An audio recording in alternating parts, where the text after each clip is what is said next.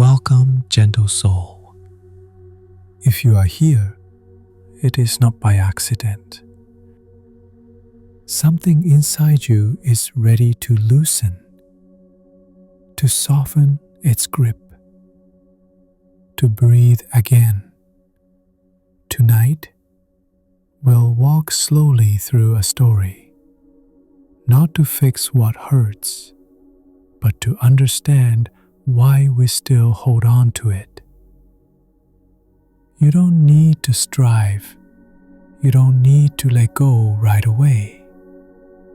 You only need to be here, fully present, gently open.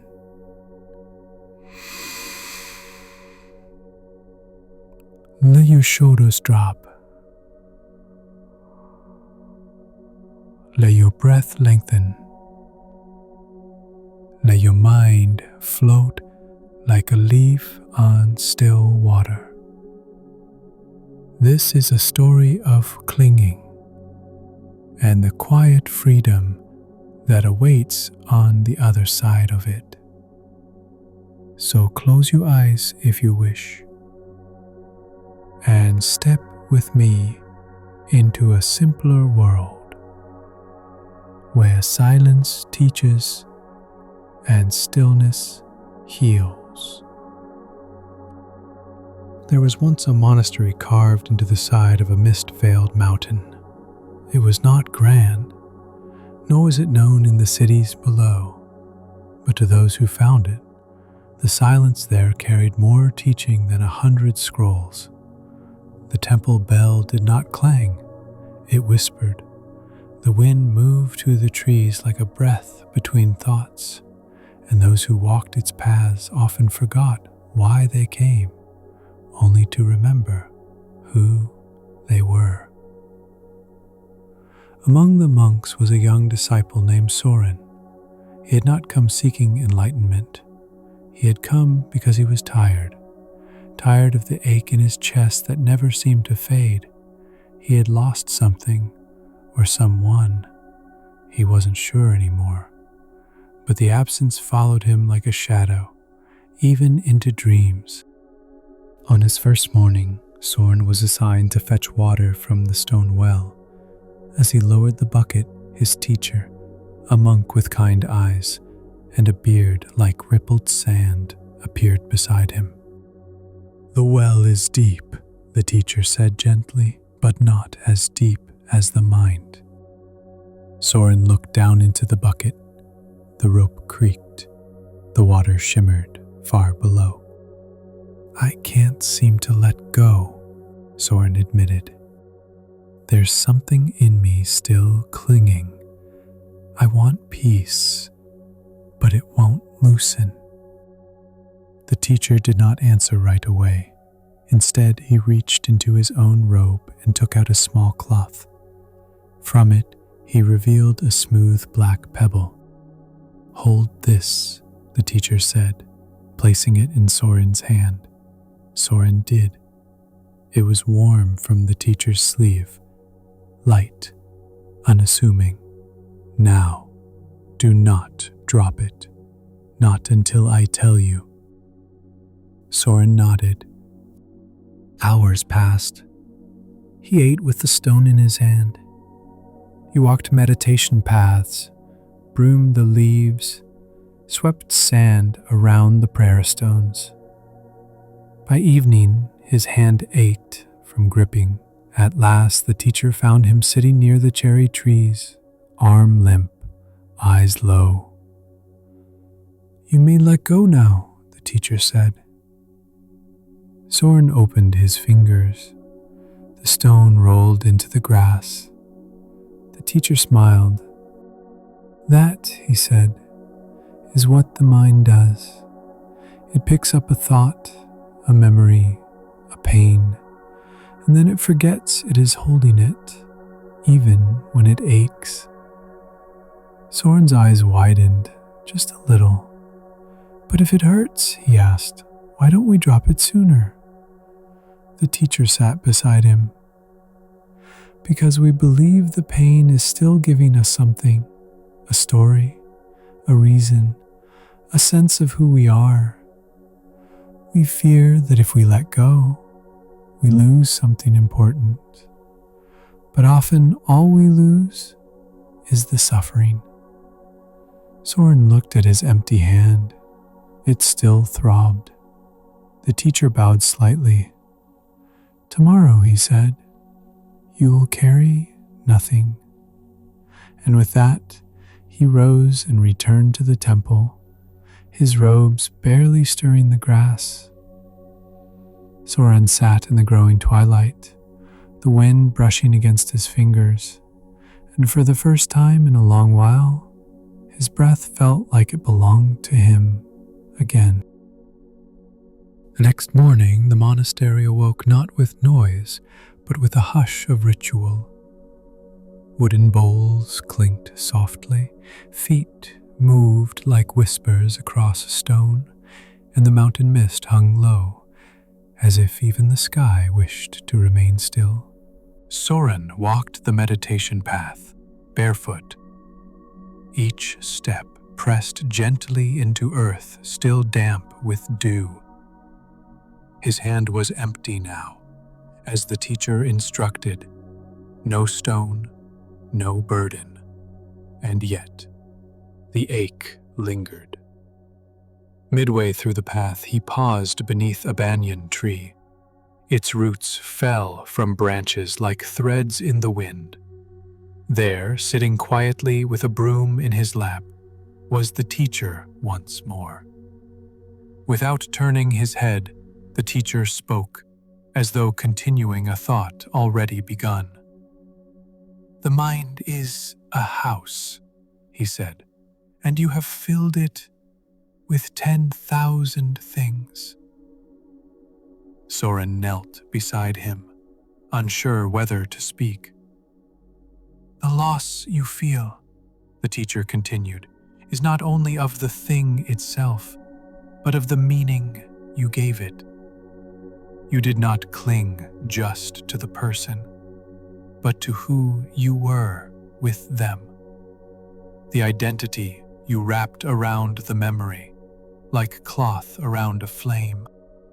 Soren stared into the moss at his feet. The silence stretched, warm and safe. "So how do I let go?" he asked at last. The teacher picked up the broom and drew a single line in the earth. "Letting go," he said, "is not about force. It is not about pushing something away. That is still clinging, just in reverse." He smoothed the line with his hand. "It is about seeing clearly what you are holding and realizing you no longer need to carry it." Soren swallowed. "But I don't know how to be without it." Then the teacher said softly, "You are ready to begin."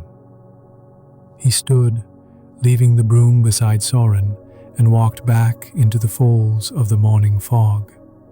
Soren sat there long after he was gone, staring at the earth the teacher had touched. In his chest, something loosened, not fully, not yet, but like a knot no longer being pulled tight, and for a moment, that was enough. As the days passed, Soren continued his quiet duties, sweeping leaves, pouring tea, meditating under the old cedar that grew near the river bend. Yet his thoughts were anything but still. He began to notice how often his mind reached backward, to a voice, a face, a time when laughter felt effortless and mornings had purpose. Even in meditation, memories pressed in like ghosts asking to be fed. It was during one such moment, seated beneath the cedar, that the teacher approached again, this time carrying an old stringed instrument, its wood worn with age. He sat without a word, and with slow, deliberate hands began to tune the strings.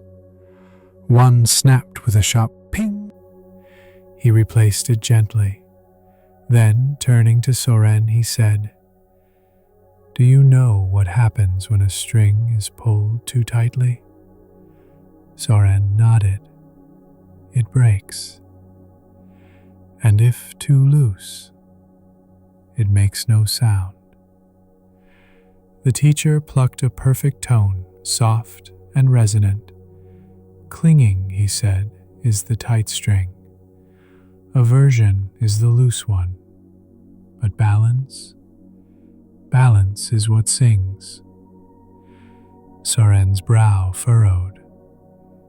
"But isn't love a kind of clinging?" The teacher smiled, not with his mouth, but with his eyes. "Love is open hands," he said. "Clinging is closed fists." Soren closed his own hand slowly, feeling the invisible stone return. "When you love," the teacher continued, "you allow something to rest in your palm without needing to possess it, without fearing it might fly away. You trust its nature." "But I was afraid," Soren whispered. The teacher nodded. "We all are. That's why we clutch. We believe that holding tight will protect us from change, but in truth, it keeps us from dancing with life as it is." He rose, slung the instrument across his back, and added gently, "You do not suffer because you loved. You suffer because you won't release the form that love once took." As he walked away, the wind stirred through the cedar branches, a low, sacred hum, and Soren felt for the first time that he was listening to something more ancient than thought, a lesson without words, a thread connecting sky and earth. And somewhere in that silence, something inside him whispered, "This too can be let go." It was dusk now. The sky painted itself in brush strokes of lavender and ash. A hush fell over the monastery. Not the hush of silence, but of surrender. Even the birds seemed to bow to the fading light. Soren walked alone along the garden path, passing statues of the Buddha carved in repose. Each one wore the same soft smile, not of joy nor sorrow, but of understanding. He wondered if he would ever wear such a smile. In the temple hall, a mirror hung above a basin. Not for vanity, there were no ornaments here, but for ritual, for cleansing, for seeing. Soren stepped closer and peered into it. His face looked older than he remembered, not in years, but in weight, a subtle tension in the brow, a jawline set like stone. Behind him, he heard the soft pad of the teacher's feet. "Tell me what you see," the teacher asked. "Myself," Soren replied. "Are you sure?" Soren looked again. "I suppose I see who I've become." "And who is that?" Soren hesitated. "A man who lost something and hasn't known who he is without it." The teacher picked up a cloth and dipped it into the basin. He wiped the surface of the mirror, though it was not dusty. Then he said, "The mirror never holds the image, it only reflects." Soren turned to him. "But what if I don't like what I see?" The teacher placed the damp cloth into Soren's hand. "Then clean the dust from the mind, not the mirror. What you fear is only your own clinging to a story you've told yourself." Soren stared down at the cloth. Who would I be if I let that story go? The teacher smiled. That is the only worthy question. He gestured toward the open door. "Come," he said. "Tomorrow we visit the river. It will teach you the next lesson. For now, Let yourself be still. Soren remained in front of the mirror for a long while after. He looked not at his face, but into his eyes, and beneath the ache, he began to notice space. Space between thoughts, space between what was and what could be. Space where, perhaps, a new story might begin. Morning light broke through the clouds like a gentle breath. Soren followed the teacher down a winding path, dew clinging to his sandals, the earth soft beneath each step. The sound of water grew louder as they descended, not rushing but steady, a river that had witnessed time. They arrived at a clearing where smooth stones lined the riverbank. The water shimmered like glass, yet moved with purpose. The teacher sat. Soren joined him. For a long while, neither spoke. They simply listened to birdsong, to wind, to the river. Finally, the teacher broke the silence. This river, he said, has carried leaves, tears, ashes, and prayers. It holds none of them. Soren looked at the current. But it remembers their shapes, doesn't it? Their impressions. The teacher shook his head gently. It remembers nothing. That is why it stays pure. He picked up a pebble and tossed it into the water. It vanished with a quiet plunk, and the ripples moved outward, then vanished. No matter what enters, the river remains itself, always flowing, never grasping, never storing, Soren whispered. But I'm not a river. The teacher smiled. Not yet. He stood and walked to the edge of the water, gesturing for Soren to come. Kneel. Soren obeyed. Now, the teacher said, close your eyes and imagine that the weight you've carried, the grief, the regret, the self-image, the anger, is a stone in your hands. Feel it. Soren did. His fingers curled unconsciously into fists. Now, the teacher said softly, let it fall. Soren opened his hands over the river. There was no actual stone, but inside, something dropped.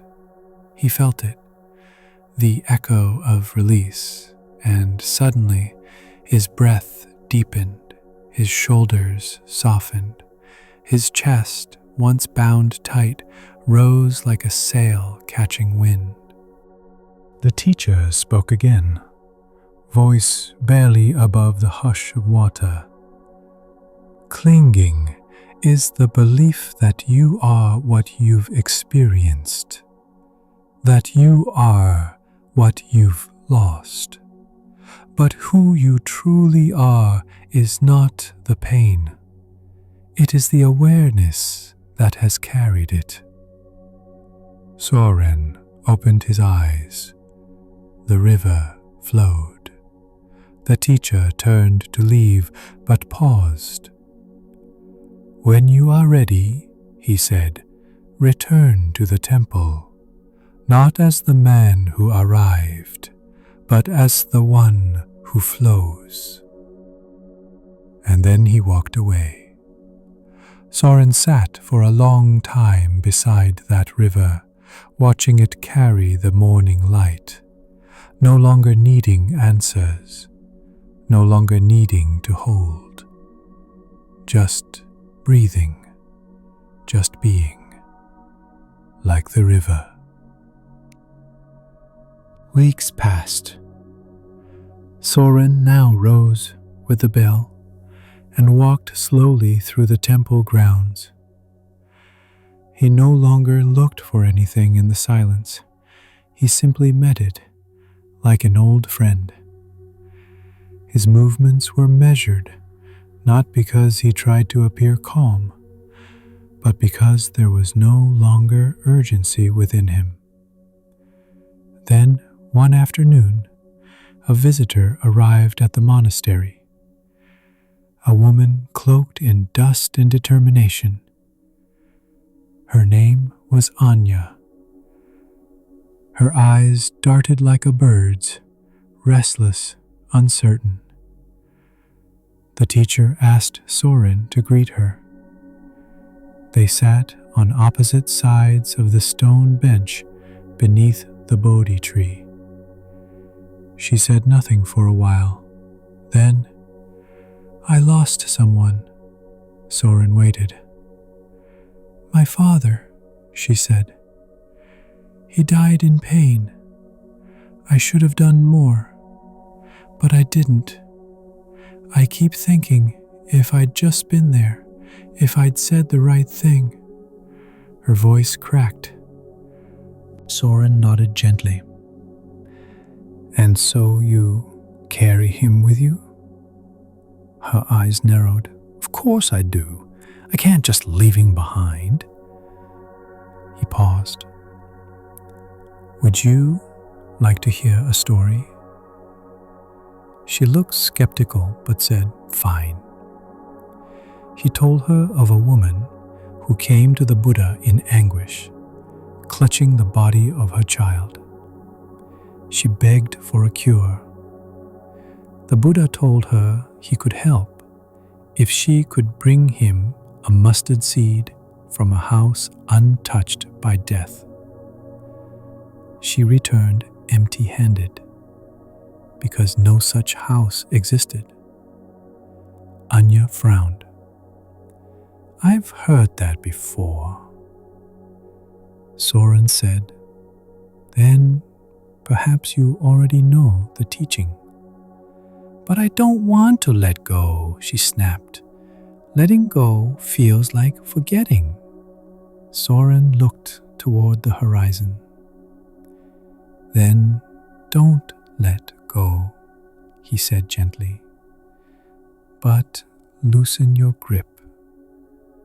Enough to breathe. Enough to see that what you're holding is holding you back." Anya's face softened just a little. Soren stood and walked a few steps toward the garden, then turned back. "You are not meant to carry your father like a stone. You are meant to carry him like water, flowing through you, nourishing you, and then returning to the earth." She blinked, tears now falling freely. "But how do I do that?" He knelt before her and offered his hand. "Let's sit together," he said, "by the river." And they did. The days grew warmer. Spring petals floated like whispered prayers across the courtyard. The monks moved through their routines with gentle rhythm, sweeping paths, preparing rice, sitting beneath the sun as if it were a teacher itself. Soren often sat in the monastery's outer garden, now joined by visitors who arrived not to seek, but to listen. The teacher had said little since the morning at the river, but in truth he said everything in that silence. One morning, Soren brought a basket to the garden and filled it with small stones gathered from the riverbed. He placed them in a circle and sat inside it. When the first visitor approached, an elder man burdened with guilt from a past betrayal, Soren gestured to the stones. "Choose one," he said, "and tell me what it feels like." The man picked up a smooth grey rock. "It's heavy," he said. "Does it hurt you to hold it?" Soren asked. "Not yet," And if you carry it all day? The man was quiet. Soren nodded. That is how clinging works. It does not wound at first. It wearies. Over the weeks, this became a practice. Each visitor was asked to pick a stone, describe it, carry it for a walk, and then decide whether to place it back in the circle or take it with them. Some took it with them. Some wept when they let it go. Some returned later just to sit near the circle where nothing was spoken, but everything was understood. One morning, the teacher approached Soren as he was tending the garden. "These are your students now," he said with a smile. Soren shook his head. "I'm not teaching, I'm simply reminding." The teacher nodded, and perhaps that is all the Buddha ever did. The wind stirred through the trees. A bird landed on one of the circle stones and then flew off again. No one clapped, no one bowed, but something sacred was happening in the letting go, in the remembering, in the garden that asked for nothing and gave everything. On the 7th full moon since his arrival, Soren rose before the bell and walked alone to the river. Mist hovered above the water like a veil between worlds. The stones were cool beneath his feet, smooth and familiar. He sat where he once wept, where he once searched, where he once believed his suffering meant he had failed. Now, he simply breathed. He had not become anyone else. He had not ascended to some unshakable state of joy. But what had changed was the way he related to pain. He had learned to meet it, not wrestle it. He had learned to soften, not solve. He had learned that to cling to a hope, to a memory, to a wound, was to deny life's most sacred truth, that nothing remains. And in that impermanence there is not despair, but freedom.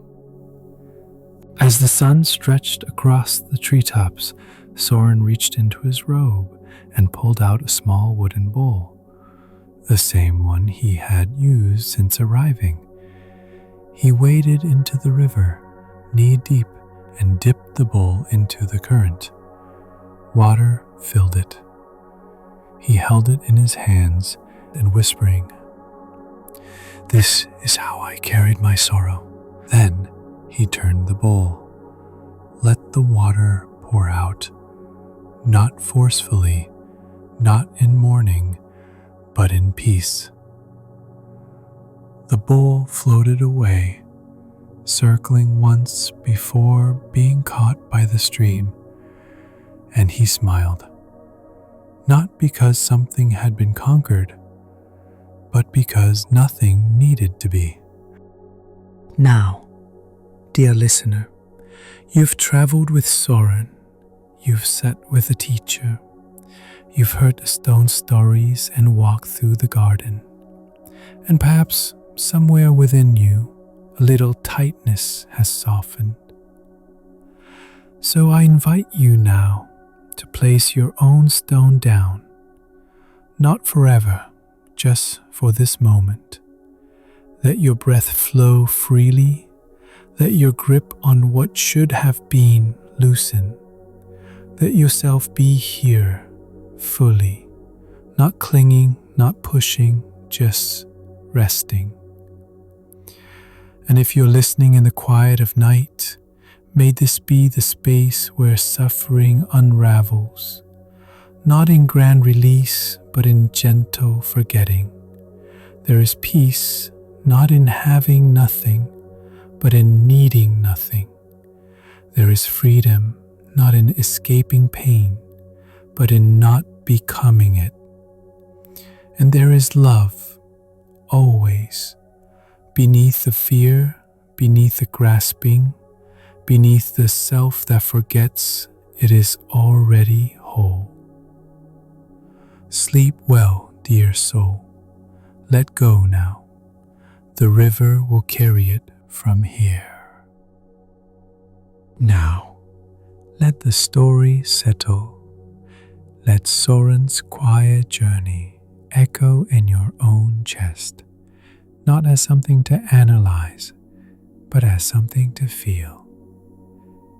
Perhaps you noticed the weight of your own stones, the ones you've carried too long, the ones you didn't know you were still gripping. There is no judgment here, only awareness, and the possibility of setting them down, one by one.